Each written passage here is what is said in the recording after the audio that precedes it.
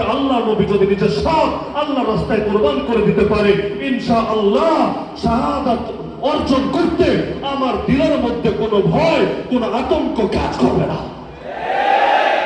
মনে থাকবে তো ইনশাআল্লাহ? মনে থাকবে তো ইনশাআল্লাহ? প্রতিজ্ঞা আমার সাথে করার দরকার নেই, প্রতিজ্ঞা হবে আল্লাহর সাথে, আর তৌফিকও চাইবো আল্লাহর কাছে। কারণ আগামী দিনে ইসলাম বিজয়ী হবেই হবে। কারণ এটা নবী ওয়াদা জানিয়ে গিয়েছেন, মিস হওয়ার সুযোগ নাই, বিজয়ী হবেই হবে। ওই সময় দেখা হবে তারা রাজাকারি করেছে কুফরি পরাশক্তির পক্ষে। কারণ যখন জমিনে ইসলাম বিজয়ী হবে, আজকে লোকে ভাবছে অসম্ভব। আরে মজার বিষয়, এখন থেকে 1.5 বছর আগে ফ্যাসিস্ট পালাবে, এটাও লোকে ভেবেছিল অসম্ভব।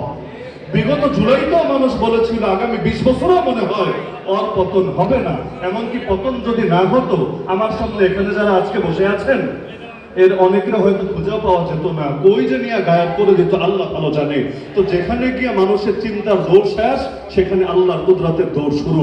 সুতরাং আজকে অনেকে ভাবে ইসলাম মনে হয় বিজয়ী হওয়া সম্ভব না, কিন্তু আমরা কোরআনের উপর বিশ্বাস রাখি, হাদিসের উপর বিশ্বাস রাখি। আমরা জানি ইসলাম বিজয়ী হবেই হবে। যেহেতু বিজয় হবেই হবে, সুতরাং সেই বিজয়ে আমার অবদান থাকবে, এবং সেই বিজয়ের পেছনে অন্তত আর কিছু না হলেও আমার রক্ত থাকবে, যাতে করে আমি মরার পর অমর হয়ে থাকি। যাদের দিলে আল্লাহর মহব্বত আছে তাদের চোখে। মনে থাকবে তো ইনশাআল্লাহ? আল্লাহ সবাইকে তৌফিক দান করুন। একদম শেষ কথা, জামানার খালিদ বিন ওয়ালিদ হতেও রেডি থাকবেন, বেলালে হাবশি হতেও রেডি থাকবেন। যদি বেলালের মতো মাইর খাওয়া লাগে, মাইর খেতেও রেডি আছে আয় আল্লাহ।